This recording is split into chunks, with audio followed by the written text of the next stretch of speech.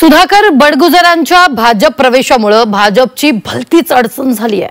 6 महिन्यांपूर्वी सुधाकर बडगुजर यांना भाजप देशद्रोही म्हणत होतं। आता तेच भाजप नेते सुधाकर बडगुजरांना हिंदुत्ववादी वाटू लागलेत। पाहूया। पाटा सेनेचे महानगर प्रमुख लोक या सलीम कुत्ता बरोबर पार्टी करत असतील तर हे कसले बाळासाहेबांच्या शिवसेनेत?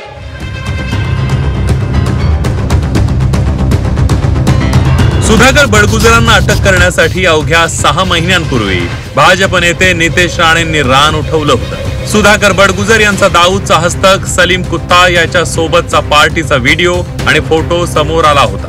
त्यावेळी नितेश राणेंनी नागपूरच्या विधिमंडळात सुधाकर बडगुजरांचे फोटो दाखवून बडगुजर यांना अटक करण्याची मागणी केली होती। सुधाकर बडगुजरांच्या हिंदुत्वावरही प्रश्नचिन्ह निर्माण केलं होतं। अध्यक्ष महोदय, हा 93चा बॉम्बलास्ट हा फक्त मुंबईमध्ये नाही, सेना भवनच्या बाहेर पण घडवला गेला। हिंदू हृदय सम्राट बाळासाहेब ठाकरेंच्या जीवावर उठलेले हे सगळे दाऊदचे लोक आणि हे उबाटा सेनेचे महानगर प्रमुख लोक या सलीम कुत्ता बरोबर पार्टी करत असतील तर हे कसले बाळासाहेबांच्या शिवसेनेत? हा अध्यक्ष महोदय, काय कसल्या बाळासाहेबांच्या निष्ठा? अध्यक्ष महोदय, माझी मागणी आहे, नुसतं ह्याला अटक करू नका। ह्याचा पॉलिटिकल गॉडफादर कोण आहे अध्यक्ष महोदय? हा कोण वाचवतोय अध्यक्ष महोदय? हा बडगुजर कोणाच्या संपर्कात असतो? बडगुजर कोणाची फोनाफोनी करतो? त्याच्या सीडीआर रिपोर्ट तपासलं पाहिजे।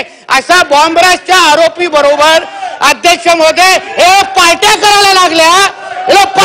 आम्ही सुरक्षित आहे का अध्यक्ष महोदय?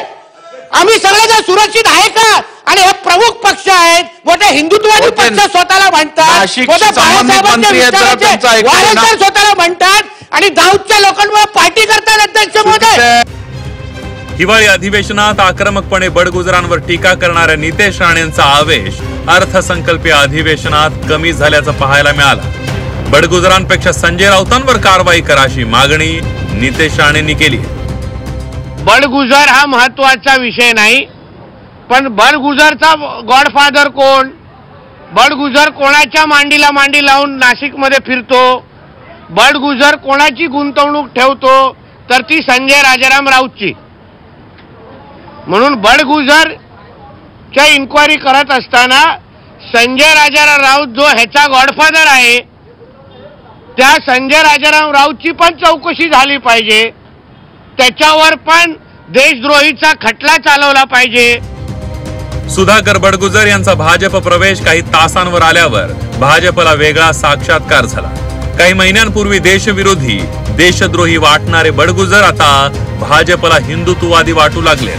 नितेश राणेंना काय साक्षात्कार झाला, तुम्हीच ऐका। बडगुजरांच्या हल्लीचा प्रवास हा हिंदुत्वाच्या दिशेने फार जोमाने सुरू आहे।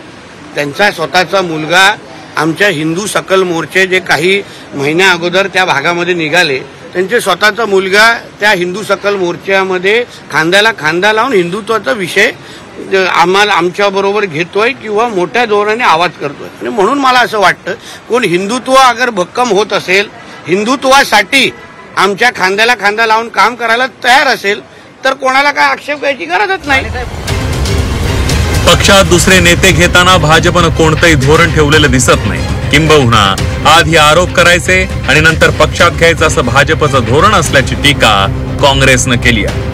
आरोप झालेल्या नेत्यांना पक्षात घेतल्याची मोठी किंमत एक दिवस भाजपला मोजावी लागण्याची शक्यता नाकारता येत नाही।